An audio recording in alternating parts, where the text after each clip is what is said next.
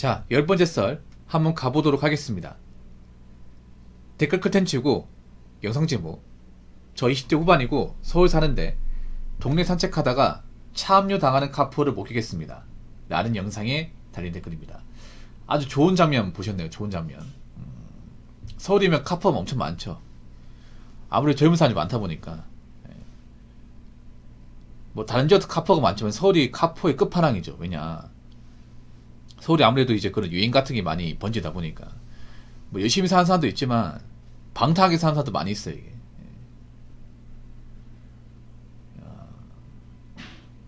이게 카푸어가 이제 본인 차를 뺏긴다는 거죠. 제가 봤을 때는 이제 캐피탈에서 뺏어가는, 캐피탈에서.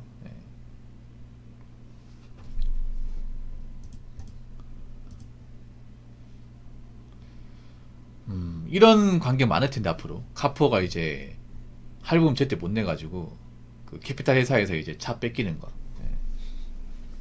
그리고 요즘에 보면 그 자동차 경매장 가면 이런 차들이 많대요. 카푸어가 차를 제때 할부 못 내가지고, 예, 경매를 넘긴 차는 굉장히 많답니다. 예. 근데 요즘에 딜러들이 그런 경매시장 가도 차를 낙찰을 안 받는다고 해요. 왜냐, 안 팔리기 때문에.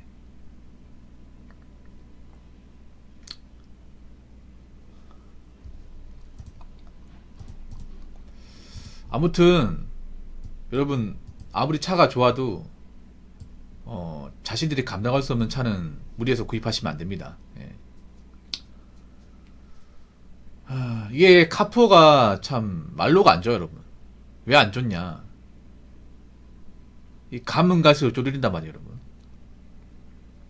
이게 차가 그냥 우리가 할부금만 딱 계산했을 때 모을 수 있는 것 같아도 막상 몰아보면 이게 나가는 게 많거든요. 생각보다. 여러분도 그런 생각 해본 적 있을 거야. 내 월급이면 저 차 할부금 이만큼 내면 모을 수 있을 것 같은데? 근데 막상 그걸 구입해서 몰면 생각보다 많이 쪼들립니다. 네, 많이 쪼들려요. 지금 보면 외차뿐만 아니라 국산차도 카푸어가 많아요. 굉장히 많습니다. 요즘에 보면 뭔가 돈을 모아서 능력을 키워서 차를 구입하는 게 아니라 능력도 부족한데 여유가 없는데 일단 차를 몰고 싶어서 풀할부로 지는 사람들이 많아요. 언제부턴가 이제 5년 풀할부가 국민이 돼버렸습니다. 5년 풀할부 60개월. 갑자기 자동차 카푸어 생각하니까 그분이 떠오르네요. 지금 방송 보고 계실 것 같은데 보고 계시죠? 예. 우리 그 안성에 거주하시는 분. 지금 편의점에서 보고 계실 것 같은데. 예. 제 방송에도 카푸어 몇 분 계신데 아주 유명하신 분 있습니다. 예. 그 GV70을 오라이브로 구입하신 분이 있어요. GV70 오라이브로. GV70 차 좋아요. 예쁜데 비싸죠. 그리고 사회촌생이 몰기엔 굉장히 부담스러운 차 중에 하나입니다. 왜냐, 보통 이 제네시스 계열의 차들이 연비가 안 좋아요. 유지비가 많이 들죠. 차는 좋은데 거기서 차값 비싸죠. 뭐 GV70이 80보단 싸겠지만 그래도 비싸죠. 그분이 차를 한 5,500만 원인가 구입했다고 했습니다. 근데 할부로 구입했어, 할부로. 근데 그분 무슨 일 하는지 아세요? 네, 그분 편의점에서 알바합니다. 지금 안 들으셨는데 분이 보고 계실 거야 지금. 편의점 알바한 사람이 GV70을 풀할부로 질렀어요.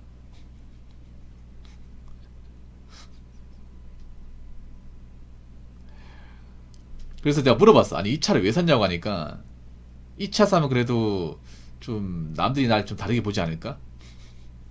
그분 더 웃기게 뭐냐면 편의점하고 자기 사는 데하고 거리가 얼마 안 돼. 근데 남들한테 뭔가 자랑하려고 일부러 그 차를 몰고 출퇴근한대요. 진짜. 아니, 기름값이라도 아끼지. 얼마 되지도 않는 거리인데.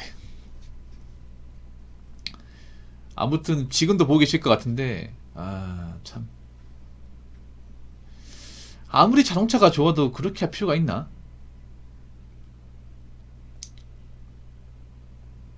아무튼 올해부터 카푸어분들 제때 그 할부 못 내가지고 이제 연체 압박을 받다가 추심 받다가 도저히 이제 못 갚아서 아마 캐피탈 회사에서 이제 차를 뺏어가는, 그런 일이 많아지겠죠 이게. 그러니까 인간이라면 자기가 감당할 수 있는 만큼의 이제 집만 떠안아야 됩니다.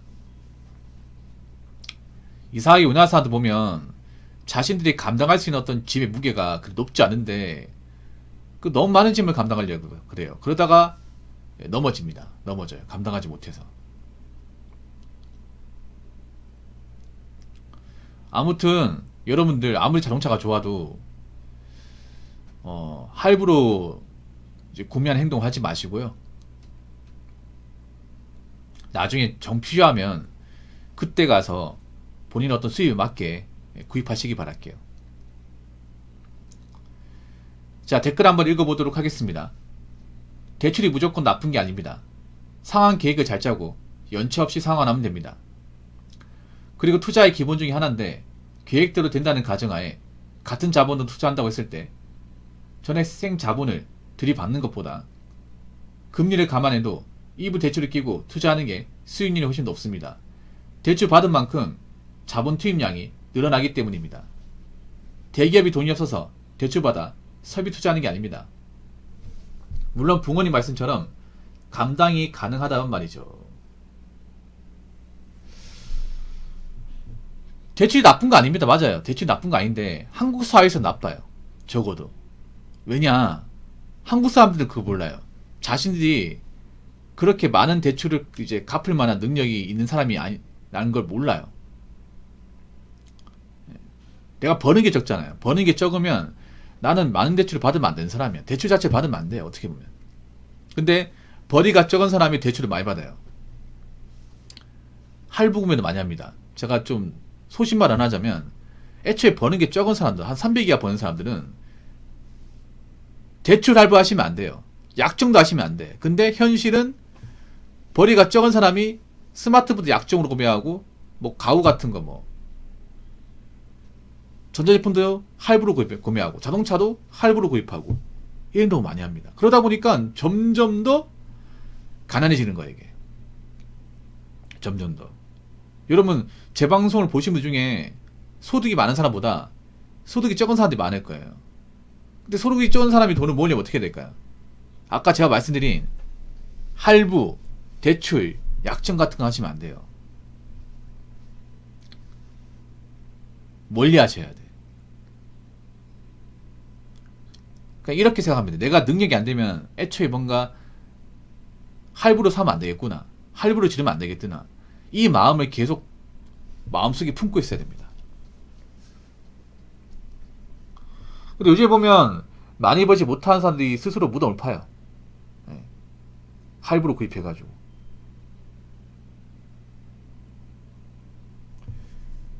상환 계획을 잘 짜고 연체 없이 상환하면 됩니다. 근데 이게 힘들어요, 여러분. 상환 계획을 잘 짜도 갖기 힘든 게 대출입니다. 상환 계획을 잘 짜도. 왜냐? 변수가 많거든요, 우리나라는 이게 안 좋은 게 그런 겁니다. 막상 처음에는 갚을 수 있을 것 같지만 시간 지나도 못 갚는 경우가 많아요. 그 왜 그러냐 하면 우리나라는 대출 받으면 이 대출의 어떤 상품이 고정금리가 아니라 변동금리다, 변동금리. 예. 뭐 디인돌 같은 일부 상품을 제외하고는 우리나라의 대부분의 대출 상품은 변동금리예요. 이 변동금리가 뭐냐면 시중금리에 따라 나라의 어떤 금리 상황에 따라 내려갈 수도 있지만 올라갈 수도 있습니다. 지금 연끌하신 분들이 왜 힘들어요? 연끌할 당시에는 금리가 정말 초저금리였습니다. 예, 초저금리. 그런데 연금이 끝나고 나서 금리가 많이 올라갔잖아요. 사실 지금보다 더 올라가야 되는데 좀 올라갔습니다. 올라가니까 내가 갚아야 되는 원금이자가 굉장히 많이 늘어나죠. 그리고 그 몇 년간에 물가도 많이 올라갔습니다. 시급도 올라가면서 물가도 많이 올라갔죠. 한 4년 동안. 그러다 보니까 나가는 돈은 많아지는데 이제 버는 돈은 그렇게 많지가 않은 거야. 거기다가 갚을 돈도 많아지고. 그래서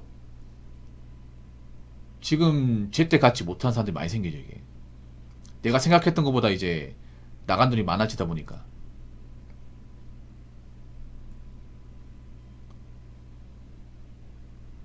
그래서 애초에 무리한 대출 같은 거 받으면 안 되는데 너무 좀 덩치 크게 많이 받았죠. 이게 사람들이.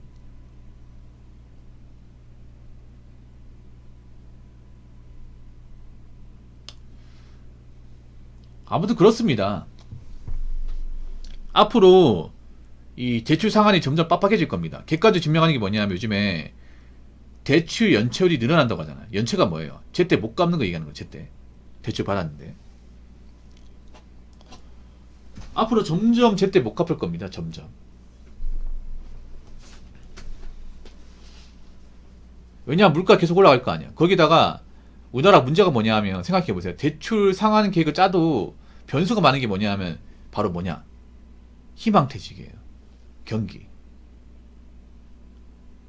아무리 상한 계획을 잘 짠다 하더라도 내가 직장에서 잘리면 우리 회사가 망하면 답이 없어 이게.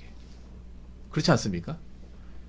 생각해보세요. 상한 계획 잘 짜고 갚는다 하더라도 이거는 어디까지나 내가 회사를 쭉 다니고 안 그만둔다는 전제하에 가능한 겁니다. 근데 갑자기 회사 사정이 안 좋아서 우리 부서가 없어지고 내가 희망퇴직 대상이 된다면 아니면 우리가 갑자기 하던 사업이 휘청거린다면 그럼 어떻게 될까 이게. 그 상한계고 나발이고 없는 거 여러분 진짜. 생각해보세요. 우리가 버는 게 앞으로도 이렇게 쭉 벌 수 있다는 보장이 없어요 여러분. 솔직히 말해서. 특히나 자영업 하시는 분들은 언제 휘청거릴지 몰라요. 당장 잘 된다 하더라도.